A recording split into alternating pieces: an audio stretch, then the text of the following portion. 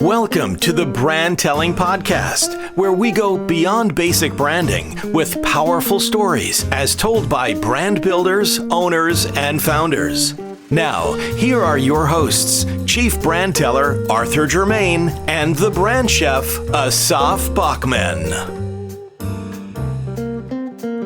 If you're a founder, owner, or entrepreneur, there's a good chance that you've considered whether your business offers something unique and different.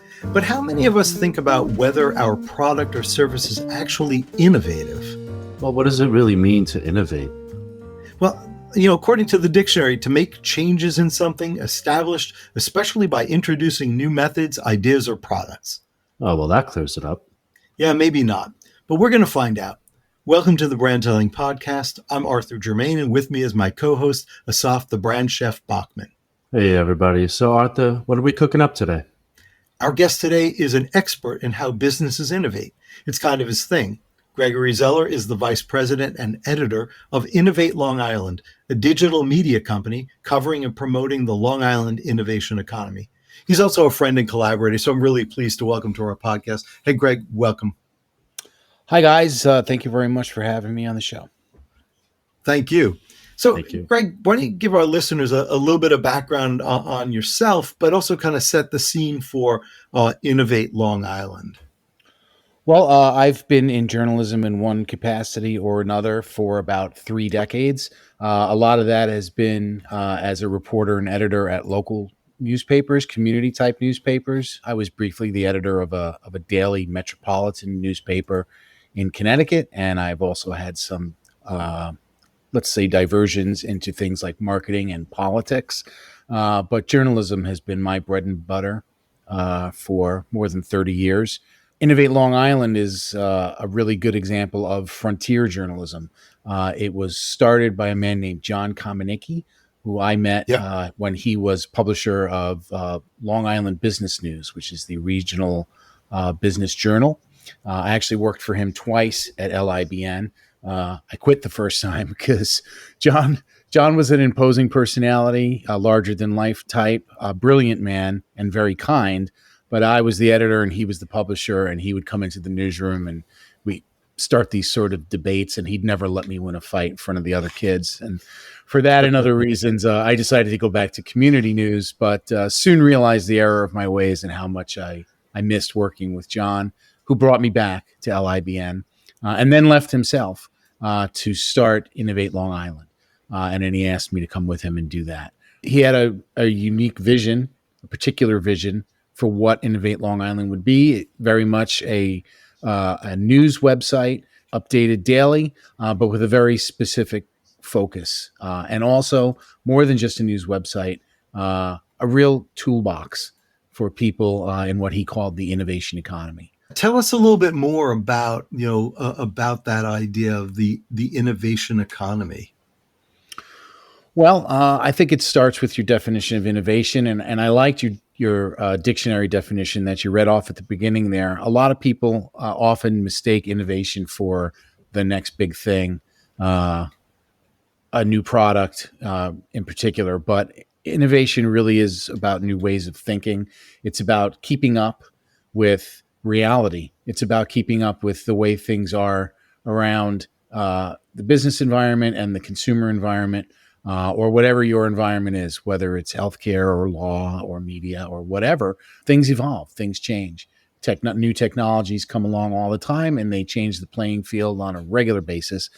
Innovation is often about keeping up with the way things are going, finding new ways to be efficient, finding new ways to be productive. I always liked watching MacGyver because I always thought he was an innovative guy. You could stick him in what seemed to be an empty room, and he'd take bubble gum and a rubber band and turn it into a weapon to blow out a wall or something.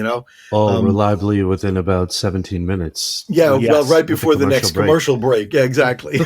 True, he had that kind of skill. That was great. So, Greg, can you tell us more about why you guys believe, you and John believe that Long Island is full of innovation? Well, we believe it because it's true. I mean, you start, of course, with some cornerstone institutions like Brookhaven National Laboratory, Northwell Health, which is an enormous employer and innovator of medical science based here on Long Island. Cold Spring Harbor Laboratory, something like 8 Nobel Prizes have been awarded to researchers at that library.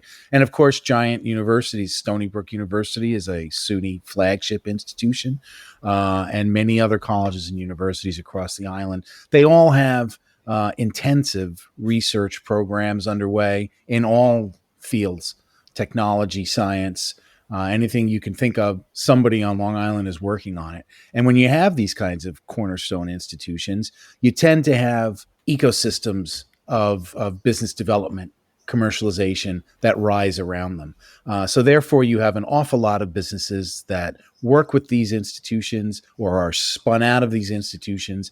They're forever coming up with a new way to split the atom or reinventing the wheel, and then working to patent it, and then working to commercialize it. And not only the ideas themselves, the new products themselves, the new methods themselves, but also there's supply chains that often have to help these people get where they want to go. So these entire ecosystems arise around institutions like these, and Long Island is swimming with it. It's worth noting, of course, that Long Island's innovation history goes way back. This was an aerospace stronghold for decades, particularly in years before, during, and after World War II. Grumman was here, and they built a lot of planes here, and the same thing occurred then. It wasn't just Grumman building planes; it was the supply chain businesses that were helping them get the parts they needed and train the workers they needed. So innovation has kind of been Long Island's thing for a while. And we put men on the moon in these kind of ponderous machines wrapped with aluminum foil. So I think that's what I think of with the innovation. Whenever I go to the Air and Space Museum here, I go, how did that thing survive space? Smarter men than us figured that out. Yeah. Exactly. What do you think it is? Is it the beaches or the groundwater? What's the, it's got to be the pizza. It's the pizza. There we go. It could be the food. If the beaches don't hurt, I think you're, that's all joking aside. There is a high quality of life on Long Island, and that helps. If this was a terrible climate or it was, a horrible place to live for some reason, I'm not sure that these ecosystems could rise. But the fact is, it's expensive as all get out. It's not cheap living on Long Island, as everyone living here knows. But it is a nice place to visit and a nice place to live as well, and that helps. As Innovate LI grows, right, and represents the innovation on Long Island, how do you judge, what's worthy of your readership and what isn't innovative enough? Yeah, what rises to the level of, hey, that's what my readers want to know about. Largely by not judging. We try and keep an open mind. If somebody has a new product, a new business, I'm all for it. Now, I think I should note that we don't really cover as much of the startup environment that I would like. The Innovate Long Island is now in our 10th year, but I'm still the only writer/editor, and there's only so much I can get to. I do my best to cover everything that comes along, but I don't get to a 10th of the startup environment that I'd like to. So it's not like I'm like, hey, I've got 2 startup businesses here, and this one's more innovative than that one, so I'm going to write about it. When I get a chance, I write about any and all startup businesses that I can. The idea is, and this harkens back to the whole toolbox idea. Anybody who starts a business, whether it's you're making widgets or you're selling pizzas or we have a huge craft beverage industry on Long Island, or whatever your business is, surely you have done something innovative to get to where you are. Nobody just starts a business. It's hard. It's especially hard to start a business that survives infancy. So in some way, these entrepreneurs are all doing something inventive to get where they want to be. And in that inventiveness, there's a lesson. There's something that can be gleaned from each of these experiences that some other entrepreneur in his or her garage is building a widget and says, wow, I wonder how company X did it. and how I can incorporate that idea in what I'm trying to do. So what I always look for is that spark, that sort of kernel of knowledge that is behind this person's motivation and idea and hopefully success. And I try and share it. Yeah. Well, I like that because in your definition, you really do talk about that idea of the innovation ecosystem, that one person does something and the next person looks at that and goes, aha, I can do something else with that and jump from there. Think about all the people that are coming up with different products and solutions with AI now Right. that quote unquote AI is so readily available. Right. Exactly. I mean, on one hand, it's just an engine, and it's what do you do with the engine next? Right. Everyone's heard of it, makes but really not innovative. everyone knows how to plug it into their particular enterprise. Right. So, if I write a story about some company that's using AI in some unique way, that might, trigger something in somebody else that says, hey, I didn't realize AI could do that. Or hey, that would work with what I'm trying to do. So again, toolbox, helpful. Everything we do is meant to be helpful to somebody else who might want to try and start something. And of course, this all adds to that innovation economy, which is bigger than just startup businesses. The quote unquote innovation economy touches everything. It touches housing, it touches transportation, it certainly touches business startups and the investing community, and tangentially is connected to these universities and laboratories and everything else. It's really a big word in innovation economy, and I hate for people to think of it as in reductive terms of you must mean people who invent things and then sell them. Right. Yes, Right. we mean that, but it's not only that. It's everything, really. The innovation economy is everything.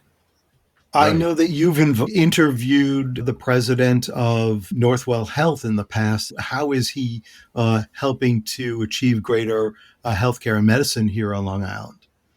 Yes, Michael Dowling was actually, I've interviewed him several times. I've known Michael for years now, both through Innovate Long Island and then back in my LIBN days. He was the first guest on our podcast, which, of course, Arthur, you've helped me produce through the years. And when I interviewed him, it was actually the height of the pandemic. So our show was almost exclusively about how Northwell was dealing with COVID. Now, you want to talk about innovation on the fly. Of course, not just Northwell, but everyone in that sector was rolling with it, baby. I mean, there was a lot going on, and people, if you remember, were building ventilators like those guys in the Apollo 13 movie. Here's a sock, here's some tape, here's a piece of plastic, and they were like whipping together emergency devices that they needed in emergency rooms because sick people were piling up. So Michael talked a lot about that. We talked a lot about his personal history, which is very interesting. He is an immigrant from Ireland. He came from a large family, not a lot of money, thatch roof on an old house, the whole story, and came here and now runs one of the largest healthcare networks in the entire country / world. So very innovative man, very interesting man, and not certainly the only great, I would say, major league innovator that we've had the pleasure of talking to. No, and I think that's great. I'm just going to stop you right here for a moment. We're going to take a little break, and then we'll come back just in a moment. Hey there, if you're like most business owners or founders, you may find that after time, your brand has undergone some type of change. Maybe you've launched a new product, a new service, or a new location, or perhaps you've acquired some new talent or capability. And now your team is struggling to communicate what makes your brand different and what sets you apart as the right choice. And that's why Asaf and I have launched the Brand Building Bootcamp. It's a focused workshop where we reimagine, refresh, rebuild, and relaunch your entire brand. We're essentially helping you become a category of one. The Brand Building Bootcamp gives you a refreshed brand storybook, visual identity, magnetic website, and the tools for connecting your content with your audiences to increase your bottom line. Arthur, don't forget, we're delivering all this in 30 days or less. Yeah, no pressure. Well, we're limiting the bootcamp to only a few clients each month. So if you're interested, let us know. Yeah, if this sounds interesting, you can learn more at thebrandbuildingbootcamp.com and schedule a no-obligation brand chat with me and Asaf. And now, let's get back to our podcast. And we're back with Gregory Zeller of Innovate Long Island. Greg, as a brand strategist, I try to help customers all the time really think about long term. Do you feel that all brands should aim to innovate, or is that something that really should come across naturally and organically? Well, that's an interesting question. I think when it comes to branding specifically, simpler is always better. Innovate Long Island is about as simple as it gets, and it's the kind of brand that I like because there's no ambiguity about what we are. We are an innovation news site covering Long Island, and it's all right there. I think of brands like Whole Foods, for instance. That's a really good example of just keep it simple, man. What are you about? And if you can name yourself that, swell. You look at brands like McDonald's or Nike. They're simple. They're one word, and they are unmistakable around the world. But that wasn't always the case.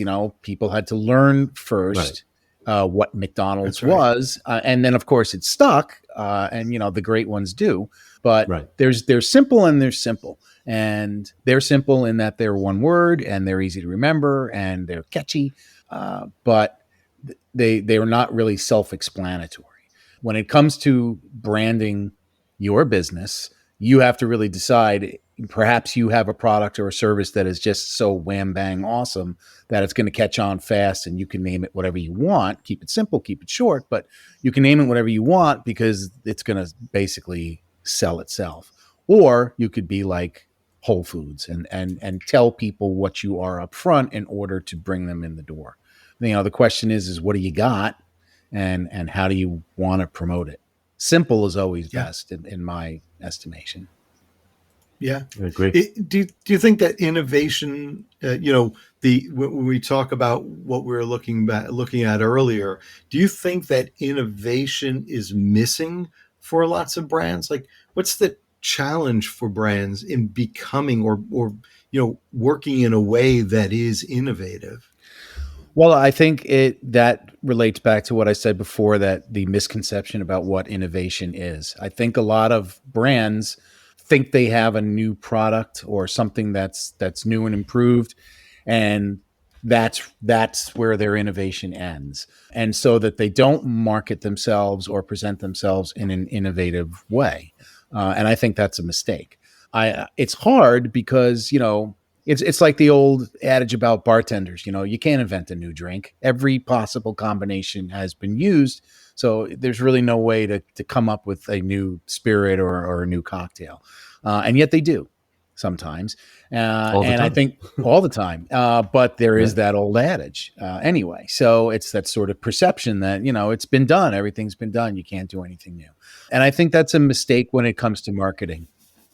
Yeah, it's funny you said that. Before we started the podcast, I said to Asafa, 3 branding guys enter a bar. that was going to be the setup for today. But you're right. I've often thought of innovation, especially around the brand or what the brand's doing, as being that different way of looking at something. Some people look at the world and they see the box. They work with what's in the box. Some people, look outside of the box and drag something in. And some people are just, looking at the box and going, "Oh, look, I can build things with it. I can tear down the walls and now everything's part of it." It's just all a different way of looking at it. It's always like, we all have kids here. You get something for the kids and what they do and play with it when they were little was always amazing to me. Like, they could do more with the action figures and the box they came in than whatever it was that the manufacturer had originally intended. I love. Yeah. I'm serious. It's a weird thing to say. I have a garage full of them. I won't let them go. I'm like, wait, I might say this. I might use it for something. When we think about, when I think about branding, when I think about marketing, the question I always get is, so what's the ROI on the marketing? Let me turn that to you and say, what's the ROI on innovation, in your opinion? For example, does the expense that's incurred by a company result in higher profitability? Well, I would say innovation is always an expense. If you're going to come up with a new product or a new method, it's going to require research. It's going to require trial and error. It's going to require teamwork. And these things are all expensive. I mean, there's always the flash in the pan. Somebody invents a better mousetrap, stumbles into it. There's a man named Brian Freed. I don't know if you know him. He's calls himself the inventor guru. And he himself has accumulated many patents with things he's come up with, new dispensary things for paper towels and things like that. And he has now also fashioned himself as a sort of innovation coach and inventor help type coach. I think that, from the type of person who would have their own sort of like workshop in their garage kind of thing, it's not always about the expense of coming up with something new, as except for maybe the sweat and blood that you put into it. Right. But with the people we cover, which are largely, or I should say often, scientists working in labs and coming up with new medical technologies or new chemical processes, things like that. It's an enormous expense. However, that's an expense that's covered by like research grants and funding from the university or the laboratory, or, in the case of things that are happening at Brookhaven National Lab, from the U.S. Department of Energy, government funding. Sure. So, I mean, these things are all expensive, but it's not always an expense that an inventor might have to lay out. And then, there's plenty in between those two extremes. There are people who spend more than just time in trying to come up with a new food process or a new taste or a new whatever, and it costs money to do it. I don't think there's always a direct correlation between how much you spend and how much you get back from that investment, speaking specifically about marketing or branding. Sure. Do you see innovation then as a differentiator for a brand? 100%. Absolutely. Yeah. How unique is your idea? How unique is your method or your product? But not only that, I mean, how do you present it? Presenting something better is not always a greater expense. I have the idea popping into my head, the example of Sports Center. So Sports Center, if you remember from the 80s and 90s, was around. It was covering sports every night. It was kind of middling at first. It packed a lot in, but it wasn't really the shiny, brilliant thing that it became later. When they started doing those "This is Sports Center" commercials, where they started sort of little self-deprecating behind the scenes, Arnold Palmer mixing iced tea and lemonade in the cafeteria. Now, I'm sure that there was an expense there. They had some celebrities on those commercials, and they don't come cheap. But sure, mostly it was their own staff using their own cameras in their own sets with some really clever writing. And I would put that as a top 10 all-time marketing campaign that probably didn't cost them a lot of money, yet presented their product in a way that it supercharged it. It ignited them into, some would say Sports Center has now lost its way, but in the middle there, they were pretty red hot. And I think that marketing campaign was a big reason why. And that's a good example of a marketing campaign that probably didn't break their bank, since they used a lot of their, existing resources. It was just clever. It was smart. Yeah. I remember that use of B-roll.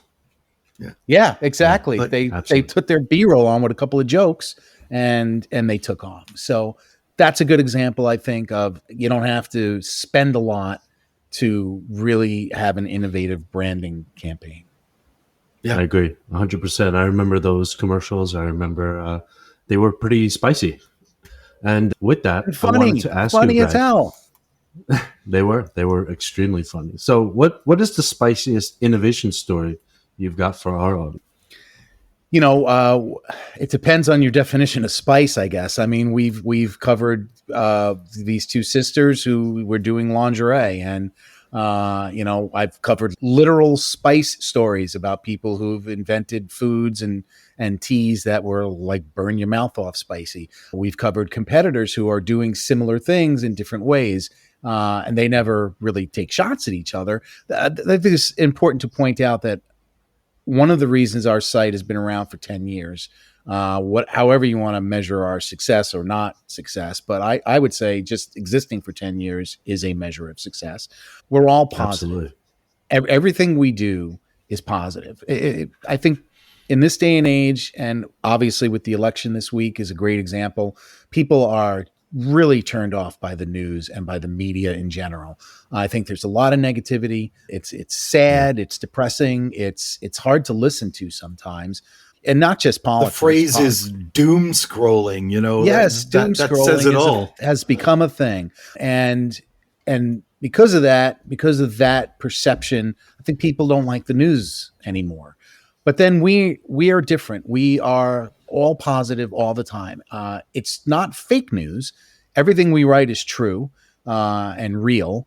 We're definitely agenda driven. We have Right, just not we have a scandal-driven mission. news. Right. No scandals. Right. So we might, in that way, lack a little spiciness. However, I think we make up for that in sweetness. I think that, people come to us because it's a lot of feel good stuff. It's a lot of inspirational stuff. It's all about improving things. Maybe that's our secret spice. We are here to make life on Long Island better. And Arthur, you've heard me say this before. It's what I like to call short attention span theater. These are not long articles. The podcasts are 30 minutes or less. I put out a newsletter 3 days a week that takes you about 5 minutes to read, but is absolutely jam-packed with stuff from Long Island and beyond that you will find motivational and inspirational. So it doesn't take a lot of your time or energy to consume what we're giving you to consume, but you just might feel better afterwards. Or you might have a new way of thinking or looking at things. And that's why we've been successful in my estimation. And that's our spice. That's what we do differently from everybody else. I think that's great. So, Greg, why don't you tell the audience, how to find you and how to subscribe to the newsletter? It's innovateli.com. There are newsletter subscription buttons on the website, as I like to say, always easy, always free. The newsletters, here's an interesting tidbit. You don't actually need a newsletter subscription to read our newsletter. After it is e-blasted out to subscribers, so it's there 5 a.m. on Mondays, Wednesdays, and Fridays. It's reposted on our website. I add some photos. I clean it up in any way that it needs to be cleaned up, although I will say that what goes out in the email is pretty sharp. The only thing that's not posted on our website is our Monday calendar newsletter. Those are for subscribers only. That's sort of the benefit of being a subscriber. It's all of the innovation, all of the positivity, but also has calendar elements. These are the upcoming networking events on Long Island. These are the best ones in our estimation that are happening this week. Otherwise, we're just a regular old website, innovateli.com. You find our podcasts there. You'll find our debriefs, which is our Q&A segment there. We have a wonderful weekly column called Voices, which features a rotation of writers who are all experts in their field: law, media, healthcare, IP law, specifically real estate, technology. It's this regular set rotation of contributors. They're all geniuses. And once a week, they pull a topic right out of the headlines and then give you their unique perspective and their best advice on what to do about it from where they're sitting. This is the ultimate expression of our toolbox motif of being useful to the people who read us. Yeah. Otherwise, I write all the content myself. So it's sparkling and genius. But you can't be a genius all the time. You've got to bring in the experts. No, on Fridays, I got to have somebody else be the genius. Exactly. It sounds like you're innovating the news. Well, I guess that's fair. In this environment particularly, the news is so jaded and stale right now. It's I mean, whether you're watching CNN or Fox, it's the same damn thing. It's just one side of it. You're half informed if you're only watching one of these channels, and that's no good for anybody. It's not doing what news and media is supposed to do. We always have 5 or 6 birthdays on the date of the newsletter that we highlight. Last week, we noted Walter Cronkite's birthday. He would have been something like 117 or whatever. And but boy, oh boy, that's how it should be done. Right. The way Walter and his colleagues back in the day did it is not how it's done anymore. So I would say that news needs a little innovation. I think if this week's election has taught us anything, it's that the media is dead in its current form. I think mainstream media has gone the way of the dodo, and I don't know what comes next, but it'll be innovative, whatever it is. It's going to have to change. You can't continue to have 50% of the country watching this channel and 50% watching this channel, and that's their sole education on socioeconomics. It's unsustainable. So these major media outlets are going to have to change their ways one way or another. If they can take a clue from us, I'd say be positive. Not that there's not negative. Someone's going to have to innovate. Someone's going to have to innovate the nightly news. Absolutely. That's right. Yeah. Greg, listen, thank you so much for joining us on the podcast. Really appreciate it. It's been a great discussion today. It's been a pleasure. Thank you guys. This was a lot of fun. And Arthur, from me hosting the podcast on Innovate, I never get to do this much talking. So this was a blast. Thank you. All right. I want to thank everybody for tuning in. This is the South of Brent Buckman with my co-host, Arthur Germain. Have a great day, everyone.